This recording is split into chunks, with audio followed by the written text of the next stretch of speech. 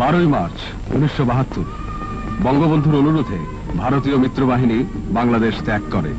তীক্ষ্ণ কূটনৈতিক প্রজ্ঞার অধিকারী বঙ্গবন্ধুর পক্ষেই এই পদক্ষেপ গ্রহণ করা সম্ভবপর হয়েছিল।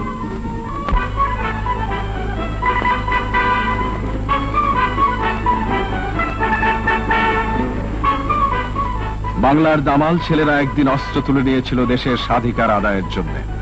চাষি তার লাঙল ফেলে, জেলে তার জাল ফেলে, শ্রমিক তার যন্ত্র ফেলে অস্ত্র তুলে নিয়েছিল।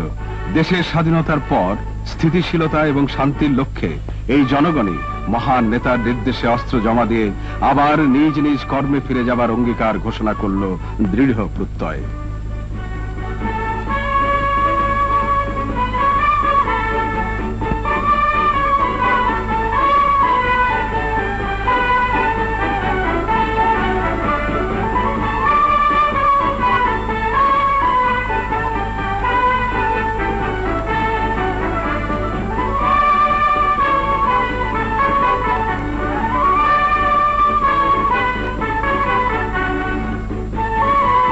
বেরিয়ে পড়লেন বঙ্গবন্ধু ব্যাপক জনসংযোগে।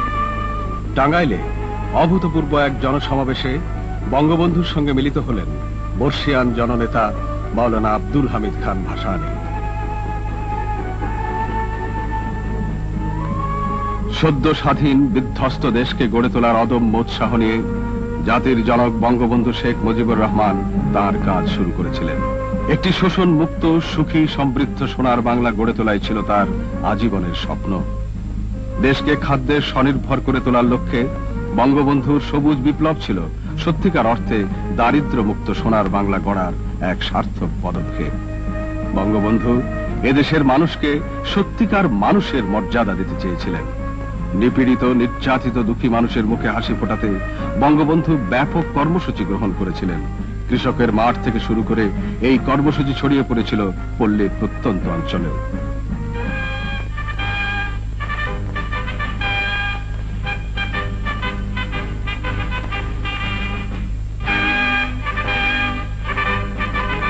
মিলিটারি একাডেমিতে বঙ্গবন্ধু শেখ মুজিবুর রহমান সেনা অফিসারদের প্রথম শিক্ষা সমাপনী কুচকাওয়াজে অভিবাদন গ্রহণ করলেন।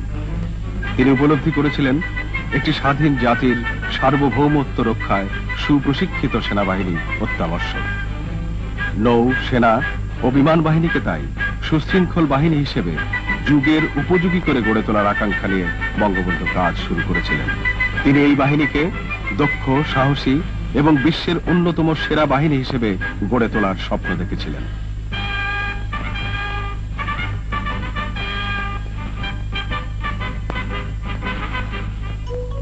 সদ্য স্বাধীন বাংলাদেশকে স্বীকৃতি দিয়ে মৈত্রীর হাত বাড়িয়ে এগিয়ে এলো বিশ্বের বহু দেশ। বিশ্ব নেতৃবৃন্দ ইতিহাসের মহানায়ক বঙ্গবন্ধু শেখ মুজিবুর রহমানকে অভিনন্দন জানাতে এগিয়ে এলেন স্বতঃস্ফূর্তভাবে। স্বাক্ষরিত হল বিভিন্ন দেশের সঙ্গে স্বাধীন বাংলাদেশের মৈত্রী ও অর্থনৈতিক সহযোগিতার বিভিন্ন চুক্তি।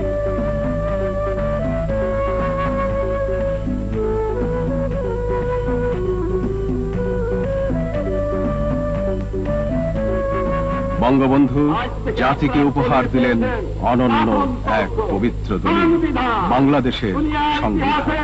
বিপ্লবের পরে কেউ শাসনতন্ত্র 11 মাসে দিতে পারে নাই।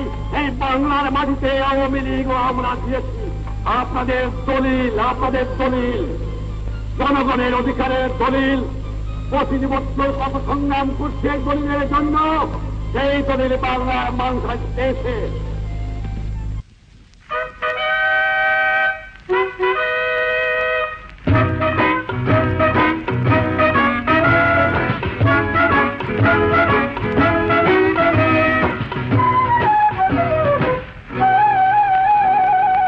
বাংলার হিন্দু, বাংলার বৌদ্ধ, বাংলার খ্রিস্টান।